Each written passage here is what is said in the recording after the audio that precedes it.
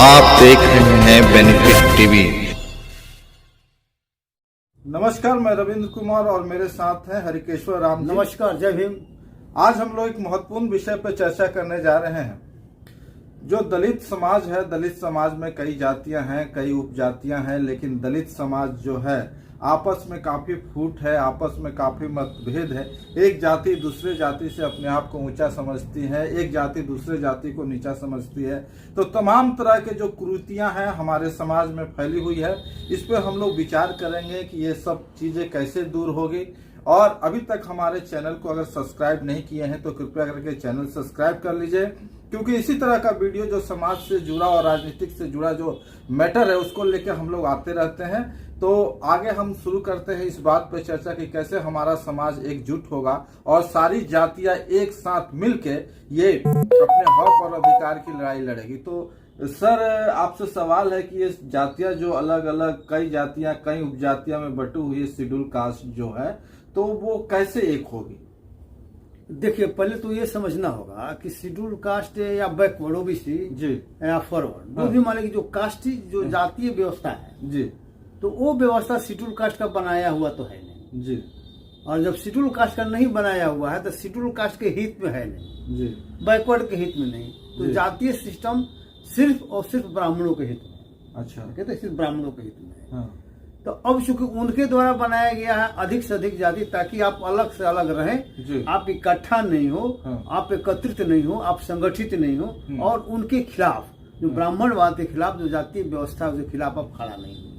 तो इसीलिए व्यवस्था एक दिन का नहीं है, बहुत दिन से आ रहा है। हम लोग भी उसी में फंसे हुए हैं। उसको अभी निकल पाने में दिक्कत हो रहा है, लेकिन निकलने का रास्ता भी है। वही रास्ता जानना चाहते हैं आपसे सर। तो देखिए, डॉक्टर अम्बेडकर और गौतम बुद्ध दोनों ने रास्ता दे दिया कि कैसे आप लोगों को यूनाइट करिएगा, कैसे संगठित करिएगा। जी जी। तो पहले आप आइए, गौतम बुद्ध का जो मूल मंत्र था जी, गौतम बुद्ध ने मंत्र दिया कि बुद्धम शरणम गच्छामि, जी, धम्मम शरणम गच्छामि, संघम शरणम गच्छामि। मतलब बुद्धि के शरण में जाओ। तो जब बुद्धि के शरण में आप जाएंगे, बुद्धि मतलब बुद्ध मतलब बुद्ध नहीं, बुद्धि मतलब बुद्धि के शरण में जाइए, मतलब ज्ञान के शरण में जाइए, शिक्षा के शरण में जाइए। तो पहला है कि आप शिक्षित होइए। तो ज्ञान के शरण में आप जाएंगे तब आपको सही और गलत का पता चलेगा, ज्ञान होगा क्या सही है और क्या गलत है। तो जैसे ही आपको ज्ञान होगा तब सही रास्ते पर आप चलेंगे। जिसको ज्ञान नहीं होगा वो गलत रास्ते पर चलेगा। ठीक है। तो सही रास्ते और गलत रास्ते पर चलने में संघर्ष होगा। तो जो आपके साथ जुड़ना चाहेगा तो आप संघर्ष आपको करना पड़ेगा। संघर्ष इस रूप में करना पड़ेगा कि गलत रास्ते पर चलने वाले लोग पहले चले आ रहे हैं, वो आपका विरोध करेंगे, आपका भाई विरोध करेंगे कि ये आप नया चीज क्या कर रहे हैं। हमारे लिए तो यही चीज सही था, जात पात करना, जात में आपसी भेद करना, पढ़ाई लिखाई से मतलब नहीं। तो आप ये नया चीज बता रहे हैं तो आपका उन्हीं का विरोध का सामना करना पड़ेगा। तो कहने का मतलब कि पहले बुद्धि, ज्ञान, उसके बाद संघर्ष, मतलब सही रास्ते पर चलने के लिए संघर्ष।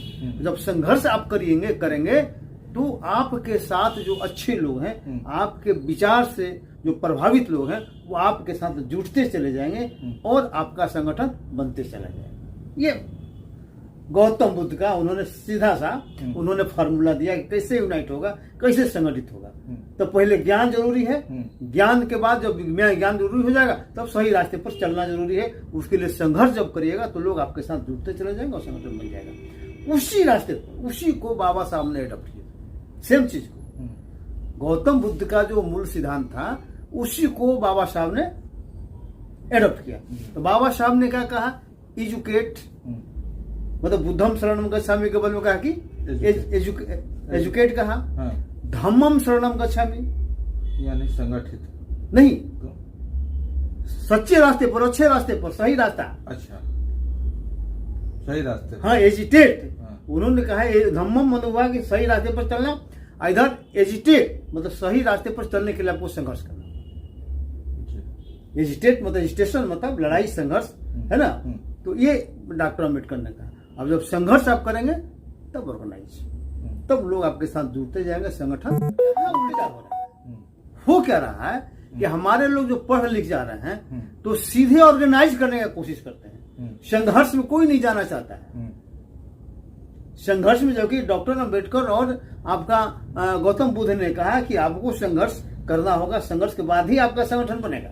और यहाँ उल्टा लोग करता है कि पहले हम संगठन बना लेंगे तब संघर्ष करेंगे। तो बाबा साहब और गौतम बुद्ध के विचारों को, उनके मूल मंत्रों को मानता नहीं है और कहता है कि हम उन्हीं के विचारों पर चल रहे हैं। तो बाबा साहब और गौतम बुद्ध के विचार पर नहीं चलने के कारण, उनके बात को नहीं मानने के कारण ये आपका संगठन नहीं बन रहा है। तो एक ही मानने के है कि आप ज्ञान तो प्राप्त करिए और सही रास्ता का चुनाव करिए। सही रास्ता क्या हो सकता है? तो जो संविधान है, आज के तारीख में तो सही रास्ता ही बता दिया उन्होंने कि जो संविधान जो व्यवस्था है वही सही रास्ता है। तो आपका तो बहुत हल्का चीज हो गया। आप खाली पढ़ लीजिए, संविधान के बारे में जान जाइए, उस रास्ता पर चल पड़िए। अब देखिए संगठन बन जाएगा, संघ बन जाएगा। लेकिन ये कोई करना नहीं चाहता है, इसलिए कि हार्ड काम है। संघर्ष करना आसान काम नहीं है। संविधान का ज्ञान प्राप्त करना सही नहीं है, मतलब आसान नहीं है। तो सब लोग आसान काम को खोजता है। तो आसान काम क्या है? जात पात करो। लेकिन जात पात अब करिएगा तो अंततः किसको लाभ होगा? ब्राह्मणों को। क्योंकि उन्होंने बनाया है इसको, दलित वर्ग के लोगों ने नहीं बनाया है, हमारे महापुरुषों ने इसको नहीं बनाया है। तो स्वाभाविक है कि अगर हमारे हित में रहता तो हमारे महापुरुष बनाते। और उन्होंने बनाया, ब्राह्मणों ने बनाया, तो हमारे हित में नहीं हो सकता है, हो ही नहीं सकता है। लेकिन उसको आगे बढ़ने के लिए एक ही तरीका है कि हम लोग बाबा साहब और गौतम बुद्ध का जो मूल मंत्र दिया हुआ है, एजुकेट, एजिटेट एंड ऑर्गेनाइज, बुद्धम शरणम गच्छामि, धम्मम शरणम गच्छामि, संघम शरणम गच्छामि, इस चीज को ईमानदारी से हम लोग अपना लें। जैसे ही अपना लेंगे तो आपका संगठन बन जाएगा। अदरवाइज चल रहा है, इसे चलते रहेगा, चलते रहेगा, चलते रहेगा। तो हम लोग इस प्रयास में हैं कि संघर्ष के माध्यम से एजेंडा फिक्स करके, एजेंडा तय करके, एजेंडा जो संविधान में एजेंडा वही हमारा एजेंडा है। तो एजेंडा भी तय है, उसको थोड़ा सा एक जगह फॉर्मुलेट करके और संघर्ष में जाने का, और संघर्ष में जाएंगे तो आपका संगठन बन जाएगा। ये हम लोग इसी प्रयास में, हमको लगता है कि रिजल्ट आएगा, जल्दी आएगा। देखिए, हम आपने जो बताया, हम फर्स्ट स्टेप की बात कर रहे हैं। हाँ, शिक्षा का। एजुकेट, शिक्षा हम लोग पहला स्टेप पूरा भी नहीं कर पाए। देखिए, बहुत कम परसेंटेज जो लोग हैं, वो शिक्षा प्राप्त करके उच्च पदों पर गए हैं या कोई अच्छा पद मिला है उनको। हाँ, ठीक है। दूसरा, अगर हम कैटेगरी अभी तो पहला जो हम बताएं वो ये है। दूसरा ये है कि कुछ लोग शिक्षा प्राप्त किए लेकिन उस कैटेगरी तक, अच्छा पद तक नहीं पहुंच पाए किसी कारण बस। तीसरा जो कैटेगरी है वो बिल्कुल अनपढ़ है या साक्षर बोलिए। दलित वर्ग में जो शिक्षित वर्ग है, जिसको आप शिक्षा बोले हैं, उनको कितने वर्ग में बांटा जा सकता है, किस तरह बांटा जा सकता है शिक्षित वर्ग को? देखिए, शिक्षित का मतलब ये ABCD वाला ज्ञान नहीं है। ज्ञान डॉक्टर अम्बेडकर को छोड़ दीजिए, गौतम बुद्ध को स्कूली ज्ञान नहीं मिला था जी, जीवन का ज्ञान मिला था। तो जीवन का ज्ञान मानने कोई जरूरी है, गुत्थी मानने की समझना जरूरी है। तो जब तक मान लिया कि असली ज्ञान वही है, पढ़ाई लिखाई से ऐसा नहीं। लेकिन अभी तो स्थिति है कि अभी साक्षर लोग ही नहीं हुए हैं पूरी तरह से। हमको लगता है कि अभी 60% 65% शेड्यूल का साक्षर होंगे। तो बताइए, अभी 35% लोग तो आपका निरक्षर हैं, लेकिन फिर भी उनको ज्ञान होगा, ऐसा नहीं है। सामाजिक ज्ञान उनको होगा, ठीक है। तो सवाल ये नहीं है, सवाल ये है कि एक भी आदमी अगर आगे बढ़ेगा, जिससे डॉक्टर अम्बेडकर अकेले बढ़े ना, संविधान सभा में बहुत लोग था, लेकिन डॉक्टर अम्बेडकर अपने ज्ञान के बदल एक आदमी को जो ज्ञान हुआ तो करोड़ों लोगों को न्याय मिल गया, करोड़ों लोगों को। तो इसलिए ज्ञान का मतलब ज्ञान होता है ABCD, शिक्षा, पढ़ाई लिखाई, MA BA, नौकरी वोकरी करना, पद प्राप्त नहीं होता है, ठीक है। लेकिन ये तो सिर्फ प्रतिनिधित्व का एक है कि चलो ठीक है, रास्ता मान लेंगे, जो भी है उसी में अपना, उसी बराबरी अपना कुछ कर लेगा। लेकिन इसीलिए आप देखिए, काशीराम ने देखा कि हमारा समाज गरीब है, अशिक्षित है, अधिकतर लोग अशिक्षित हैं, गरीब भी है। जो थोड़ा बहुत अच्छे लोग हैं, मतलब जो थोड़ा बहुत पढ़े लिखे हैं, जो नौकरी में चले गए, हैं, तो जो नौकरी में चले गए हैं वही थोड़ा सा आर्थिक दृष्टि से भी ठीक है और थोड़ा ज्ञान भी उन्हीं के पास है, थोड़ा ज्ञान भी उन्हीं के पास है। इसीलिए काशीराम ने उन्हीं लोगों को इकट्ठा करने का उन्होंने आंदोलन चलाया। बामसेफ का उन्होंने जो निर्माण किया तो बामसेफ में उन्हीं लोगों के एम्प्लॉय लोगों को किया कि ये लोग जब यूनाइट हो जाएंगे, क्योंकि इन्हीं का कोई कुछ पैसा देंगे, यही कुछ बुद्धि भी देंगे, तब ऑर्गेनाइजेशन बढ़ेगा तो और लोगों को उसके साथ हम जोड़ लेंगे। तो पढ़े लिखे जो भी है जितना भी संख्या में, अगर उन लोगों को वो आगे आते हैं और सही रास्ते पर चलते हैं, लोगों को सही बात बताते हैं और अपने लिए बेईमानी नहीं करते हैं, कहने का मतलब कि अपने इंटरेस्ट में काम नहीं करके थोड़ा सा समाज के हित में भी काम करेंगे तो आगे बढ़ जाएगा समाज। तो काशीराम ने जो फार्मूला अपनाया था उस फार्मूला पर ही समाज आगे बढ़ेगा। पढ़े लिखे लोगों के खिलाफ जो अनपढ़ लोग हैं, आज चाहे गरीब लोग हैं, उनको भड़काने से समाज आगे नहीं बढ़ेगा। अभी उल्टा हो रहा है, अभी पूरा समाज इकट्ठा नहीं हुआ और कुछ लोग ये लगे हुए कि जो लोग थोड़ा बहुत आगे बढ़ गए उन्हीं के खिलाफ जो है, जो अशिक्षित लोग हैं, जो गरीब लोग हैं, उनको भड़काने का काम हो रहा है समाज में। ये बड़ा मानने की दिक्कत वाली बात है। तो उसमें डॉक्टर अंबेडकर जैसा लोग चाहिए कि जो दोनों को समन्वय स्थापित कर ले, आज समझा ले दोनों को कि हम तुम्हारा दुश्मन नहीं है। अगर तुमको ये समझाया जा रहा है कि तुम्हारा हक पढ़े लिखे लोग ले रहे हैं तो ये दिल से निकाल लो, ये सही बात नहीं है। हम तुम्हारा दुश्मन नहीं है, हम तुम्हारा भाई है। हम जब भी काम में आएंगे तो हम ही आएंगे, दूसरा कोई नहीं आएगा। ये दिमाग पर साफ साफ लोगों को समझ जाना चाहिए। और अफवाह फैलाने के लिए तो बहुत कुछ है हो रहा है। क्या कोई ऐसा संगठन बनाना चाहिए जो सिर्फ और सिर्फ शिक्षा पे काम करे और उन वंचित समाज के लोगों को शिक्षा दे? शिक्षा वो शिक्षा जिसको आप ज्ञान बोलते हैं, जिसको आप ज्ञान बोलते हैं, एमए बीए पीएचडी हम नहीं बता रहे हैं, जो कि सच्चे अर्थों में जाति पाति को तोड़े, सच्चे अर्थों में मानव मानव भेद को खत्म करे। वैसे शिक्षा की आज आवश्यकता है। क्या कुछ कहना चाहेंगे उस तरह का संगठन का निर्माण में, या उस तरह का संगठन निर्माण हो चुका है जो गांव गांव शहर शहर इस तरह के ज्ञान? देखिए, सभी लोगों को अपने अपने ढंग से काम कर रहे हैं जी, जागरूकता फैल रही है। ऐसा नहीं है कि जागरूकता नहीं फैल रहा है। हाँ। सब बात लोग समझ रहे हैं। अगर बात नहीं समझते तो एक दिन में एक आह्वान पर पूरा भारत बंद नहीं होता। 2 अप्रैल सबको हो गया है, समझता है कि हमारा हितैषी कौन है और हमारा विरोधी कौन है, इतना तो ज्ञान हो गया है। ठीक है, अब उसको ईमानदार नेतृत्व की जरूरत है। ईमानदार नेतृत्व नहीं मिल रहा है। जो भी नेतृत्व मिल रहा है वो अपने फेर में ज्यादा लग जा रहा है कि हमको कसम हो जाए, अपने अस्तित्व के लिए लड़ रहे हैं। हमारे लीडरान भी अपने अस्तित्व के लिए लड़ रहे हैं। उनको अपने, और चूंकि जनता में अभी उतनी ताकत नहीं बन पाई है कि अपने बदौलत किसी नेता को जिता ले। अगर मैं समाज के लिए कुर्बानी देने का तैयार हूँ तो समाज के पास उतनी ताकत नहीं है कि हमको जिता कर भेजे। हम जब भी जीत के जाएंगे तो दूसरे के भरोसे हमको जीतना पड़ेगा, सवर्णों के भरोसे जीतना पड़ेगा, ओबीसी के भरोसे जीतना पड़ेगा, मुसलमानों के भरोसे जीतना पड़ेगा। तो स्वाभाविक है कि हम जितने ताकत से शेड्यूल कास्ट का मदद कर सकते थे, करना चाहिए था, उतना नहीं कर पाएंगे। स्वाभाविक है क्योंकि हमको अगर जीतना है, चुनाव में हमको जीतना है और लोकसभा में जाना है, मंत्री बनना है, तो स्वाभाविक है कि शेड्यूल कास्ट की अपेक्षा दूसरों को ज्यादातर जीतना पड़ेगा। तो इसीलिए जो नौकरी में है, नौकरी में कर रहे हैं जो नेता हैं, जो दूसरे पार्टी में है, एमपी एमएलए, वो नहीं कर पाते हैं। ठीक है, तो ज्यादा काम बाहर रह के ही हो सकता है। हाँ, जो बाहर रह के ज्यादा काम समाज का हो सकता है ना, क्योंकि अभी के सिचुएशन में यही स्थिति है। बाबा साहब भीमराव अंबेडकर अंत समय में जो है बौद्ध धर्म स्वीकार कर लिए थे। काफी समय वो हिंदू धर्म में थे और अंतिम समय में कुछ दिन पहले उन्होंने बौद्ध धर्म स्वीकार कर लिए थे। क्या दलितों को और कितना दिन लगेगा बौद्ध धर्म स्वीकार करने में? देखिए, आप पहले ये बता दीजिए कि आप बौद्ध धर्म में हैं या नहीं? समझिए ना, हम तो बौद्धिस्ट हैं। हाँ। बौद्ध धर्म हमने कोई धर्म को अपनाया नहीं है जी, न हिंदू धर्म को अपनाया है आज तक, न बौद्ध धर्म को अपनाया है। लेकिन चूंकि हम अपने विवेक से काम करते हैं, अपने बुद्धि से काम करते हैं, और जो बुद्धि विवेक काम करता है वही काम करते हैं। तो जो विवेक से काम करेगा, अपने बुद्धि से काम करेगा, जो दूसरे की बुद्धि से काम नहीं करेगा, वही बौद्धिस्ट है। चलिए, बहुत अच्छा, वही बौद्धिस्ट है। जो अपने बुद्धि से काम करेगा। हाँ, एकदम तर्कशील होगा। जो तर्क के साथ काम करेगा वही बौद्धिस्ट है। ऐसा नहीं कि बौद्धिस्ट कर लिया फिर लकीर के फकीर वही बना हुआ है। वो भी मान लीजिए कि किसी का उसका बना हुआ है, पंडित बना हुआ है, उसी के आधार पर चल रहा है, वो नहीं है बौद्ध।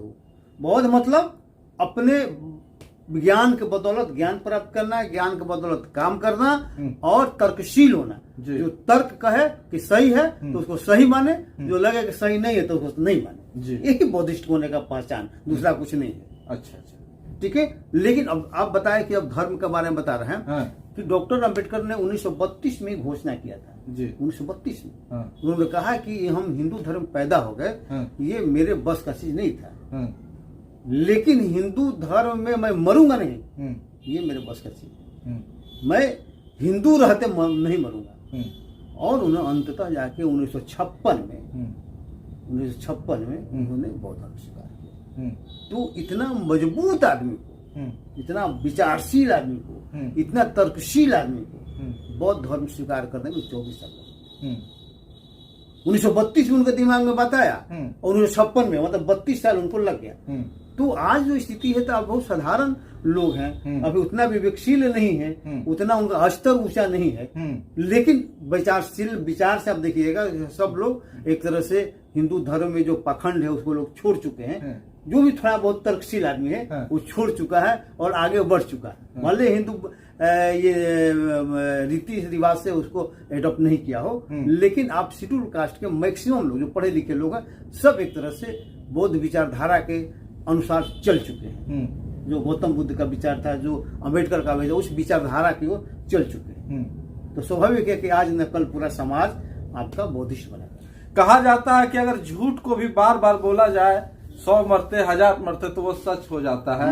उसी तरह अगर सच को अगर नहीं बोला जाए तो वो भी झूठ में परिवर्तन हो जाएगा। एकदम यही तो और हिंदू धर्म से पहले जो है बहुत प्राचीन बौद्ध धर्म है या हिंदू धर्म आ गया सर? नहीं तो बौद्ध है ना, बौद्धिस्ट है ना। हाँ, बौद्धिस्ट है। वो हिंदू तो धर्म को है ही नहीं। अच्छा, हिंदू धर्म नाम का कहीं कोई तो जैसे बौद्धिस्ट की बात की जाए तो पुष्यमित्र शुंग के बाद इसका प्रचार ज्यादा हुआ। ज्यादा हुआ। उससे पहले तो लोग बौद्धिस्ट ही थे। और उसको मतलब इस तरह प्रचार प्रसार की कहीं कमी है? नहीं बताते हैं ना। उसके बाद देखिए होता है क्या, ये बौद्ध धर्म का मान लीजिए जो प्रचार प्रसार, उसके बहुत लोग कत्लेआम हुआ। पुष्यमित्र शुंग जो है ना, बहुतों का कत्लेआम किया। आज जब रण मान लीजिए कि सबको बनाया, हिंदुइज्म का कहीं कोई दर्शन नहीं है, कोई दर्शन नहीं है हिंदुइज्म नाम का। दर्शन क्या है? दर्शन है ब्राह्मणिज्म, ब्राह्मण धर्म है। हिंदू धर्म नहीं है, ब्राह्मण धर्म है, जैन धर्म है, बौद्ध धर्म निकला हुआ है। तो यही मान लीजिए सिख मान लीजिए धर्म है, सिखिज्म है, बौद्धिज्म है, जैनिज्म है, ब्राह्मणिज्म है, ठीक है, इस्लामिक मान लीजिए वो है। ये नहीं, हिंदुइज्म कहीं नहीं।